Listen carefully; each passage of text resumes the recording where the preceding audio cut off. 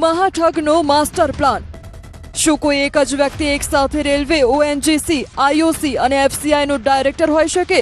સામાન્ય માણસને આ સવાલ મજાક લાગશે, પણ પંચમહાલ, વડોદરા અને દાહોદના બેરોજગાર યુવાનો માટે આ સવાલ કરોડો રૂપિયાની બરબાદીનો સબક બન્યો છે।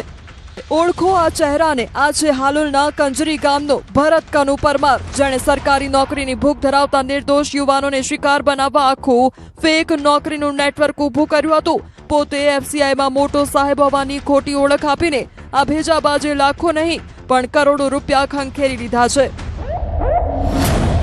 68 લાખ કે 5 કરોડ ઠગાઈનું મોટું નેટવર્ક। વડોદરાના મનુભાઈ પટેલના દીકરાની ઓએનજીસીમાં વીઆઈપી કોટામાં નોકરી અપાવવાના નામે આ ઠગે 7.78 લાખ રૂપિયા પડાવ્યા અને હાથમાં પકડાવી દીધો 100% નકલી કોલ લેટર। પણ જ્યારે મહિનાઓ સુધી ઇન્ટરવ્યુનો કોલ ન આવ્યો ત્યારે ભાંડો ફૂટ્યો। આ માત્ર એક મનુભાઈની કહાની નથી, આ શિકારની યાદી બહુ લાંબી છે। સાંભળો આ કૌભાંડનો ભોગ બનનાર રામભાઈ સલાટની આ આપવીતી। તમે તે ઓફિસે ગયા તો ભરતભાઈએ કીધું તમારા છોકરાને નોકરી લગાડો, તમારા 10 લાખ રૂપિયા થશે।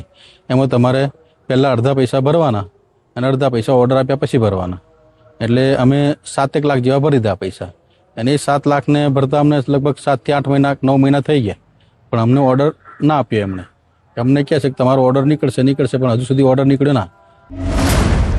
નવકાર ટાઈપિંગ પર પોલીસની રેડ। ફરિયાદીનો દાવો છે કે આ આંકડો 5 કરોડ સુધી પહોંચી શકે છે। જ્યારે હાલોલ રૂરલ પોલીસ સ્ટેશનમાં સત્તાવાર ફરિયાદ નોંધાઈ ત્યારે ડીવાયએસપી સહિતનો કાફલો એક્શનમાં આવ્યો। તપાસનો દોર સીધો લંબાયો ગોધરાની નવકાર ટાઈપિંગ એન્ડ ઝેરોક્સની દુકાને, જ્યાં સરકારી વિભાગોનું હુબહુ નકલી લેટર પેડ અને બોગસ નિમણૂક પત્રોનું આખું કારખાનું ચાલતું હતું। પોલીસે ઘટના સ્થળે ત્રાટકીને કોમ્પ્યુટરના સીપીયુ અને ફાઇલો કબજે કરી લીધી છે।